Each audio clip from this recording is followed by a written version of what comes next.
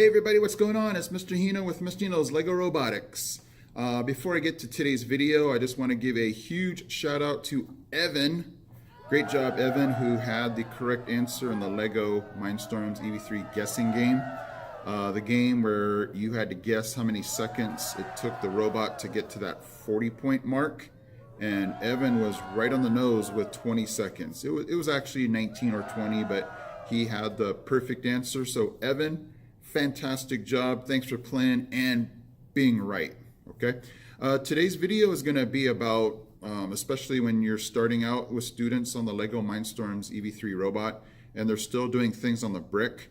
A lot of times you're going to have cases where you don't necessarily have the perfect time. Like you guys know that it goes from 1 second to 2 seconds to 5 seconds to 10 seconds to 20 and 60. But some cases where you want to have a time that's somewhere in between all those numbers.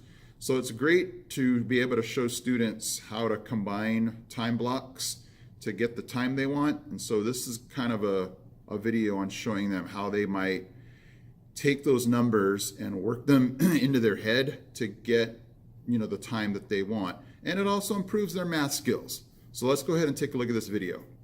Today's video is going to be kind of scaled down for those of you that might teach robotics to the lower ages, maybe elementary and definitely in that age range. What I really like about the brick, now I know a lot of you, like myself, we program on the laptops or the LEGO Mindstorms software. But the really cool thing about, in the early stages of having them program on the brick is they have to get used to their time blocks. So you guys know on your LEGO Mindstorms EV3 Brick, I don't have 60s, but it goes from 1 to 2 to 5 to 10 to 20. In fact, it even goes to, the 0.25, the 0.50, and the 0.75. But what I like to get, especially the lower age students, is to have them just practice figuring out what time blocks would they use to get to certain numbers. So for instance, on your Mindstorms block, there is no 7. So the students would just have to figure out, oh, okay, I could use a 5 block plus a 2, or a 5 block plus 2 1s. So what I normally try to do is to get these students to just try to figure out what combinations would they use to get certain numbers. So you don't have to use numbers like this, but you can just ask your students, hey, how do you make 23? Oh, okay, I would use a 20 block, a 2 block, and then a 1 block.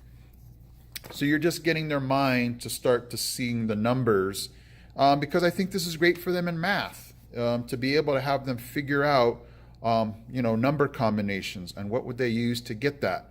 How would you make 19? Oh, okay, I would use a 10, I would use a 5, and 4 1s. So it's just getting them to practice using their mind to figure out these combinations. You'd be surprised how, you would think that they would just be able to get these number combinations right away. It takes them a while. It's going to take them some practice to just start seeing this on a regular, normal basis to start getting these numbers correct. So that's the one thing I like about the brick, is it makes them figure this out rather than on the computer, just changing it to a 19. Here, they really have to figure out what combinations of numbers do I get to make that amount of seconds. So I just thought that would be a great tip for those of you that teach the younger grades robotics with the LEGO Mindstorms EV3 kit, just to get them to start to know these number combinations. All right, guys, so there it is. That's just something that you can try to incorporate into your class, definitely before they hop on their brick and start to look at the numbers. And again, this is for folks who are, just starting out with their brick, not necessarily going to their laptops or computers to just put the number that they want in there. But for those that are starting out on the brick and they have to just work with the time blocks that they're given. Okay, guys, hopefully you found that helpful and neat to look at. I am Mr. Hino from Mr. Hino's LEGO Robotics. I am out.